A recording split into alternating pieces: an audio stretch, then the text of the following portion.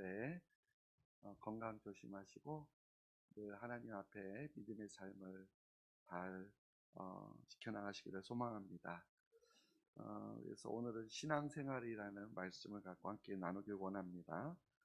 우리가 신앙생활이라고 하면은 그와 비슷한 다른 말로 또 우리가 믿음생활이라고도 하죠. 그래서 우리의 삶 속에서 믿음으로 살아가는 부분을 이야기합니다. 이 신앙생활이라는 단어를 사전에서 찾아보니까 신앙을 가지고 종교에 의지하는 영적 생활 이렇게 나와 있어요. 신앙을 가지고 종교를 의지하는 영적 생활이다.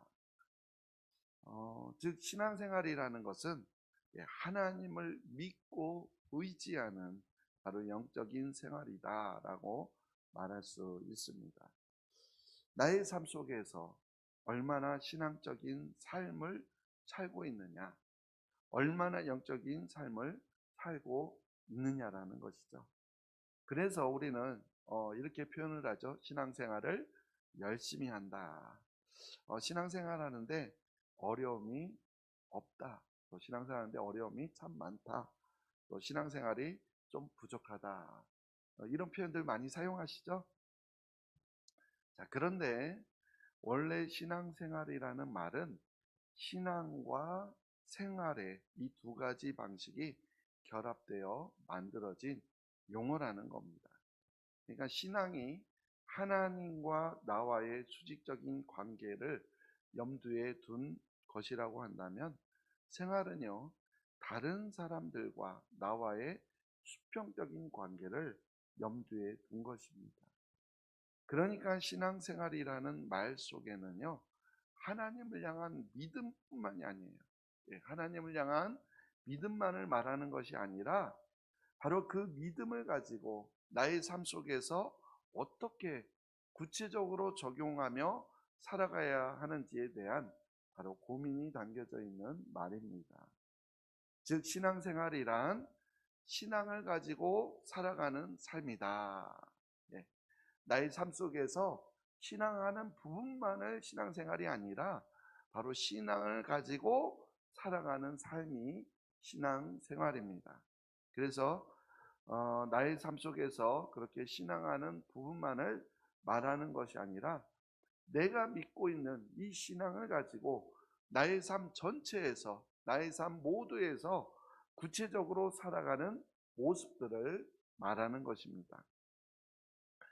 즉 신앙생활이라는 말 속에는 하나님을 향한 믿음이 우리의 삶 속의 모든 관계들 속에서 구체적으로 적용되어야 한다라는 그러한 전제가 깔려 있는 말씀입니다. 근데 많은 사람들이요, 신앙생활을 그렇게 생각하지 않는다라는 거예요. 앞서 말한 것처럼 우리의 삶 속에서 신앙적인 부분만을 가리켜서, 그래서 신앙적인 부분만을 인식해서 교회를 열심히 다니고 말씀을 잘 듣고 예배를 잘 드리고 기도를 많이 하고 이러면 우리는 신앙생활을 잘하고 있다 이렇게 생각한다라는 거예요. 그래서 새벽 기도를 다닌다고 한다면 우리는 그 사람을 참 신앙생활 열심히 한다 이렇게 우리는 말하기도 하죠. 물론 그것도 우리 신앙생활에 있어서 아주 중요한 부분입니다. 근데 문제는요, 그 신앙생활이 바로 교회 안에만 머물러 있다라는 거예요. 그게 문제입니다.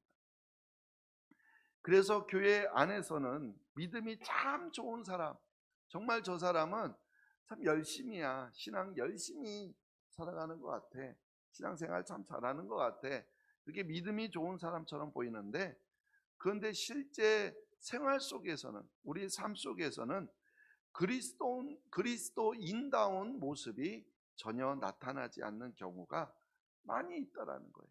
그것이 문제라는 겁니다.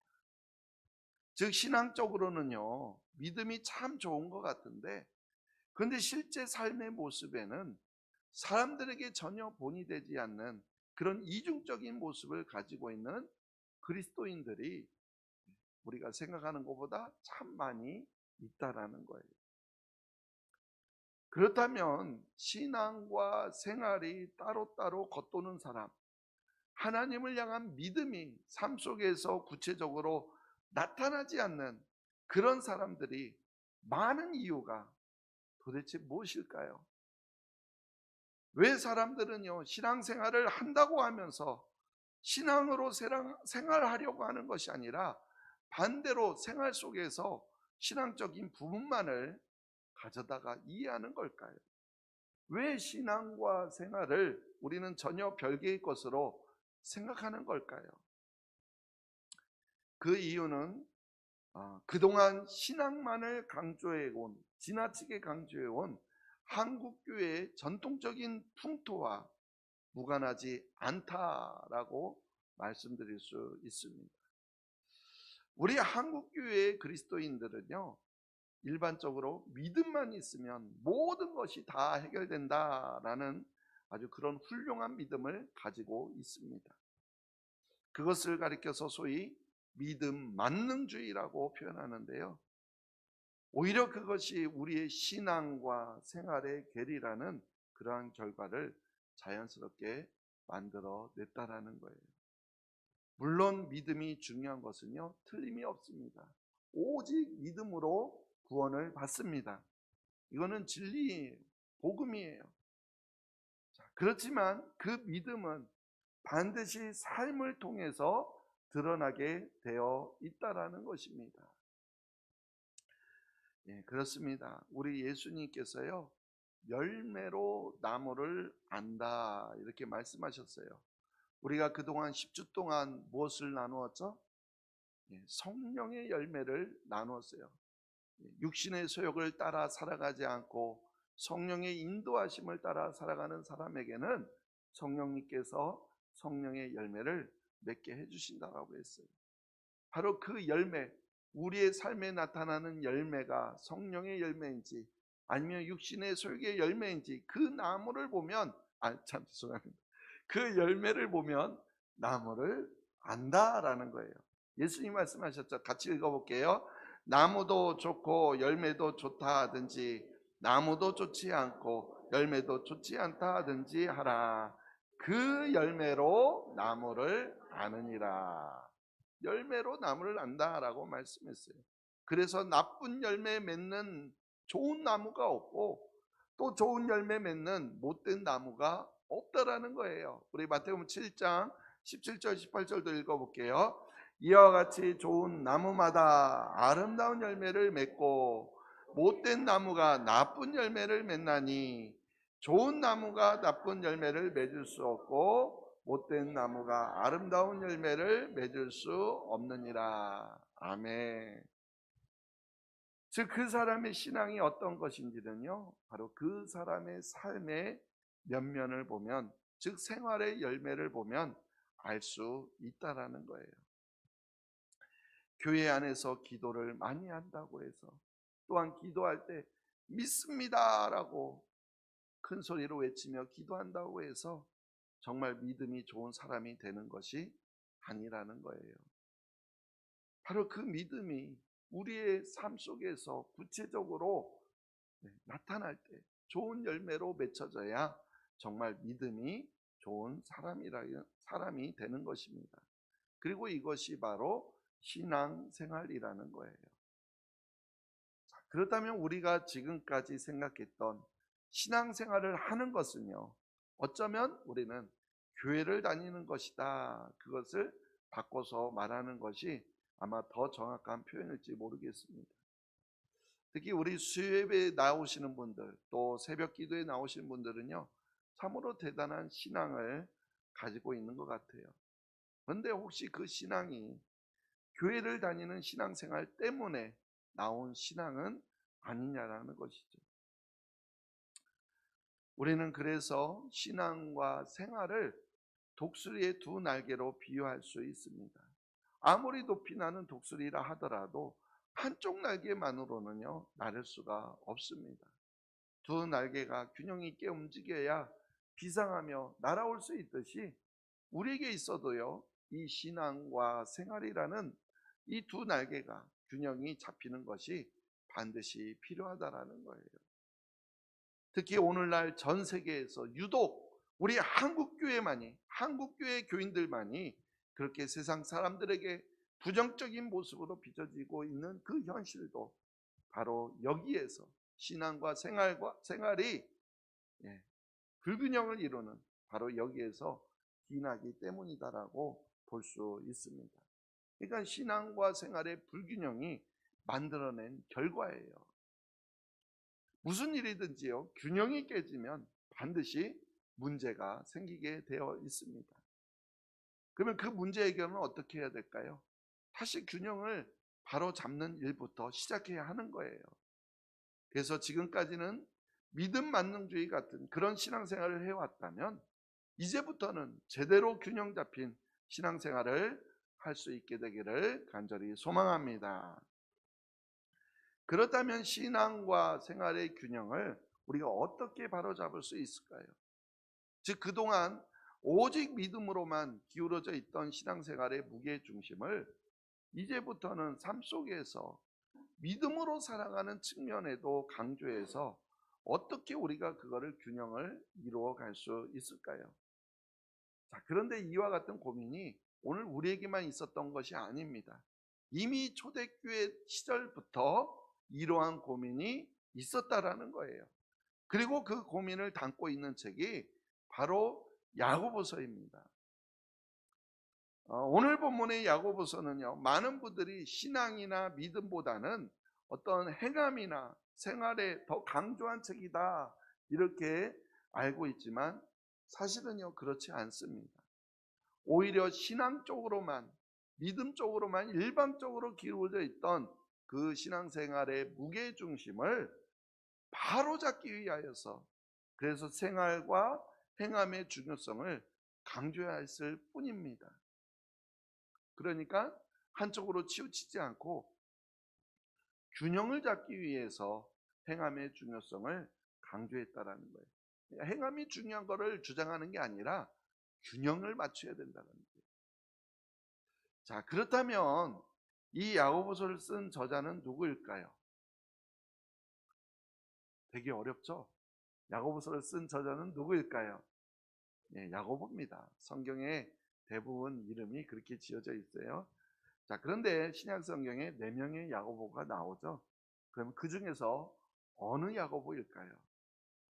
우리는 일반적으로 야고보서 하면은 그 야고보 하면 예수님의 제자였던 요한의 형제 야고보를 생각할 수 있는데요. 근데 그 야고보가 아니라 바로 예수님의 육신의 동생, 친동생이었던 야고보입니다. 왜냐하면 예수님의 제자였던 야고보는요, 이 야고보서가 쓰여지기 한참 전에, 오래전에 순교했어요. 순교했어요. 예수님의 제자들 중에서 가장 먼저 순교한 사람이 야고보예요. 자, 야고보서의 저자가 누구라고요? 예수님의 동생 야고보라고 그랬죠. 가장 동생 중에서도 나이 많은 동생이었는데, 자, 그가 예수님이 공생에 활동하는 동안, 제자 12명의 제자들을 데리고 공생에 활동하는 동안 그 동생인 야고보는 예수님을 믿었을까요? 안 믿었을까요? 안 믿었어요. 오히려 예수님이 하시는 그 사역을 굉장히 못마땅하게 여겼습니다. 그랬던 그가 예수님이 십자가에서 죽으신 것을 눈으로 똑똑히 보았는데 그 후에 바로 부활하신 예수님을 직접 만난 거예요. 그러니까 부활하신 예수님을 직접 만나본 후에 내 형이 진짜 하나님의 아들 그리스도였구나, 그걸 깨닫게 된 거였고, 그래서 변화되었고, 그래서 성령 강림의 생생한 역사를 체험한 후에 열심히 신앙생활해요. 우리가 신앙생활하는데 열심히 신앙생활하여서 마침내 베드로 뒤를 이어서 예루살렘 교회의 감독, 지금으로 말하면 담임 목사가 되었던 겁니다. 이 야고보는 낙타무릎이라는 별명을 얻을 만큼 기도하는 일에 힘썼던 목회자이기도 했습니다. 자, 그가 예루살렘 교회에 목회할 때에요, 초대교회 역사상 최초로 열렸던 예루살렘 공의회를 그때 담임 목사여서 감독이어서 주관하였고요. 그래서 당시 이방 선교의 문제가 되었던 아주 교회 내부적인 갈등을 그래서 해소하는 아주 중요한 리더십을 발휘한 사람이 바로 이 야고보 장로입니다. 이와 같이 예수님의 제자 사도 야고보가 아닌 초대교회에 큰 영향력을 가지고 있었던 이 야고보 장로가 바로 이 야고보서의 저자였던 겁니다. 그렇다면 이런 야고보 장로가 왜 야고보서를 쓴 걸까요? 야고보서를 쓰게 된 이유가 무엇일까요? 야고보 장로가 야고보서를 쓰게 된 동기는 당시 절대적인 영향력을 끼치고 있었던 바로 바울의 신학에 대한 반작용이었다라고 볼 수가 있습니다. 바울이 전한 복음 너무나 강력하죠. 특히 우리가 그걸 이신칭이라고 말하는데요. 무슨 뜻이죠?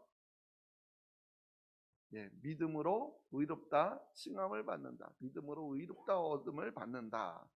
너무나 잘 알고 있는 교리죠. 그래서 오직 믿음이 나온 거잖아요. 이 교리가 바로 갈라디아서를 통해서 바울 선교 초기부터 싹트기 시작해서 로마서를 통해서 완전히 그 교리가 확립이 되었죠. 이신칭의, 칭이 의롭다 칭함을 받는다고요. 이신 믿음으로써, 그래서 믿음으로써 의롭다함을 얻는다, 이런 뜻이에요. 물론 그렇습니다. 우리 구원은요 어떤 그 무엇으로도 얻는 게 아니에요. 할례를 받는다거나 율법을 하나도 빠짐없이 지켜 행한다거나 그래서 우리가 구원을 받는 것이 아니라 바로 예수를 그리스도로 고백하는 믿음으로 주어지는 하나님의 은혜입니다. 그게 구원이에요. 이 사실을 명백하게 한 것은 바울이 남긴 아주 매우 위대한 신학적인 업적이에요. 업적. 바울의 이 신칭이 교리 때문에 오늘 우리의 믿음도 율법적이지가 않고 믿음으로써 구원받는다는 확실한 교리를 세워나간 거 아닙니까? 근데 오늘날에도 이 교리가 잘못되어서 많은 이단들과 사이비 종교를 만들어내잖아요. 구원파도 있고 여러 가지 이단들도 생겨나잖아요.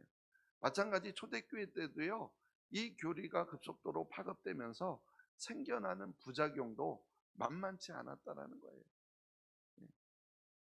많은 신자들이 이 교리를 제대로 이해했으면 상관이 없는데 잘못 이해하면서 생활 속에 믿음을 제대로 적용시키지 못하고 그래서 잘못된 길로 빠지는 일들이 많이 생겼다라는 거예요.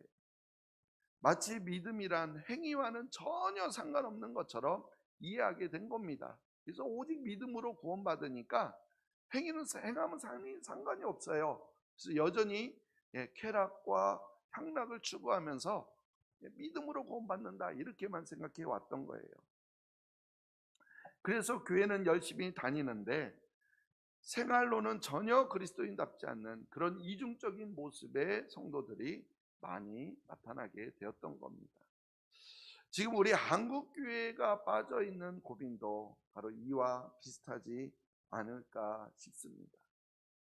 우리는 지금까지 예수천국, 불신지옥이라는 구호로 믿음만을 강조하며 교회를 부흥시켜 왔습니다. 그러나 그와 동시에 생활과 믿음이 일치되지 않는 이중적인 신앙 태도를 가진 많은 신자들도 우리가 양산시켜 왔다라는 것이 부정할 수 없는 사실이라는 거예요. 그래서 야고보는 이런 고민 속에서 믿음의 생활적인 측면을 가르쳐야 할 필요를 느끼게 되었고요. 그래서 그것이 동기가 되어서 이 야고보서를 쓰게 된 겁니다. 이와 같은 야고보의 고민은 오늘 우리가 읽은 본문 야고보서 2장 22절에 잘 표현되어 있습니다. 우리 오늘 본문 다시 한번 읽어볼까요?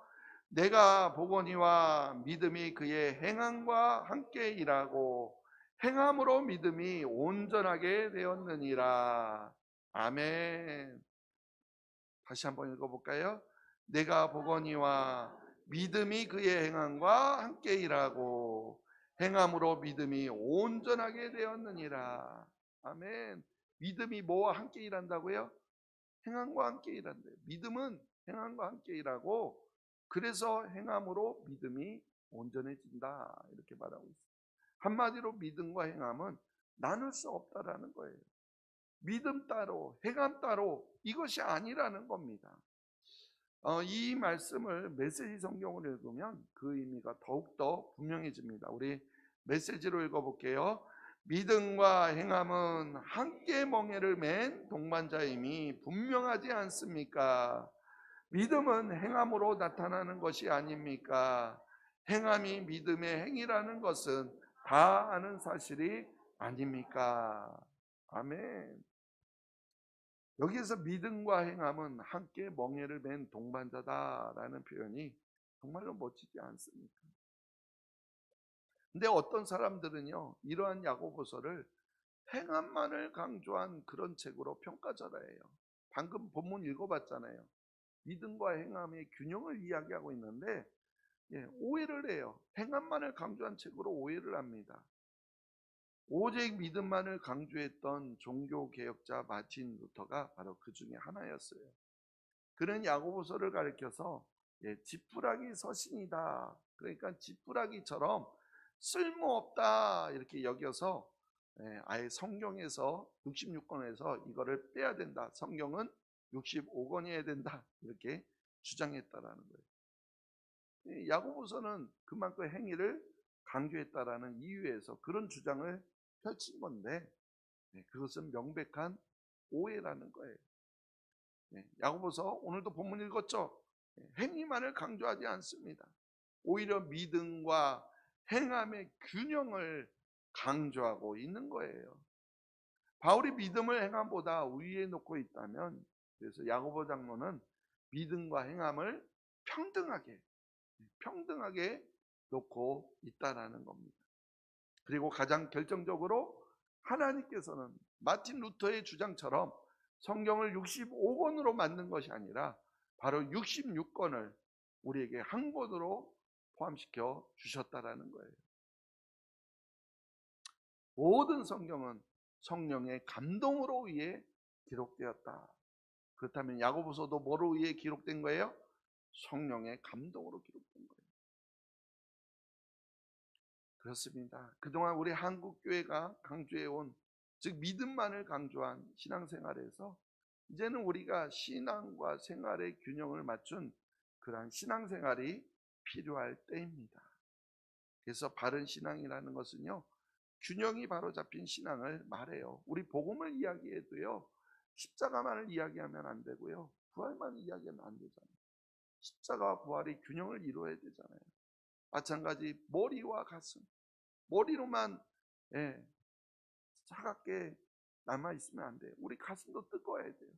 또 은혜만을 추구하면 안 돼요. 진리, 기도와 말씀, 그리고 마찬가지 오늘 말씀처럼 믿음과 행함이 모두 균형이 바로 잡혀야 바른 신앙이 될 수 있다라는 거예요.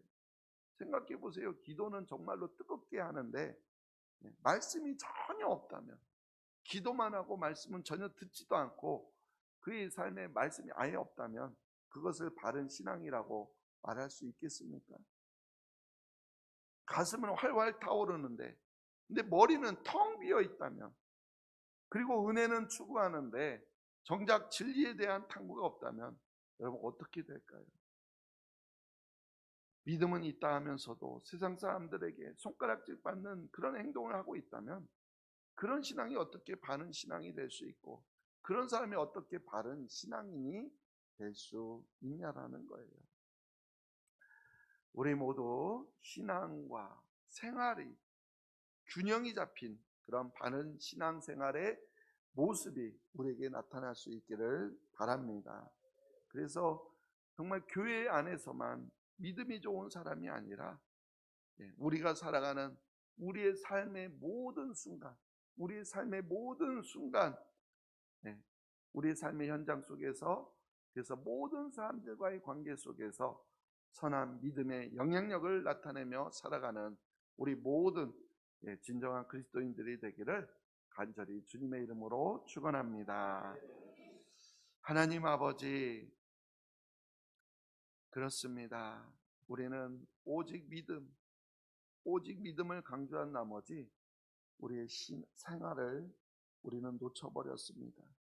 그래서 오직 믿음으로 구원을 받는다고 하면서, 그래서 어떠한 잘못을 저질러도 여전히 타락하고 계속 쾌락을 추구해도 믿음으로 구원받는다고 해서 육신의 삶은 전혀 돌아보지 않는 그러한 잘못된 이단 사상도 남겨버렸습니다. 하나님 아버지, 이제는 우리의 삶의 모습을 보길 원합니다. 성령이 우리를 인도하실 때 우리의 삶에 육신의 정욕으로 인한 열매가 아닌 성령의 열매를 맺는다고 했는데, 그 열매가 우리의 삶에 어떻게 나타나는지 우리가 돌아보며, 그래서 이제는 우리가 그 신앙을 가지고 우리의 삶 속에서 살아내는 우리가 될 수 있기를 소망합니다. 우리가 삶 속에서 신앙하는 부분만이 신앙생활이 아니라 우리의 삶 전체가 신앙을 가지고 살아가야 할 삶이라는 것을 우리가 분명하게 깨달아서, 이제는 우리의 신앙이 잘못된 모습으로 나타나는 것이 아니라 진짜 우리의 모습 가운데 바른 모습으로 나타날 수 있도록 허락하여 주옵소서. 아무리 믿음이 좋다고 하면서, 아무리 기도를 많이 한다고 하면서 우리의 말에, 우리의 행동에 정말 다른 사람들에게 상처를 주고 아픔을 주고 또한 실족해 한다면 과연 그 신앙이 무슨 신앙이겠습니까? 하나님 깨닫게 하여 주셔서 우리의 말에, 우리의 행동에 믿음이 담겨지게 하여 주옵소서. 그래서 우리의 말과 우리의 행동 속에 신앙이 드러나는 그러한 우리 모두가 될 수 있도록 허락하여 주시옵소서. 감사하며 예수님의 이름으로 기도하옵나이다.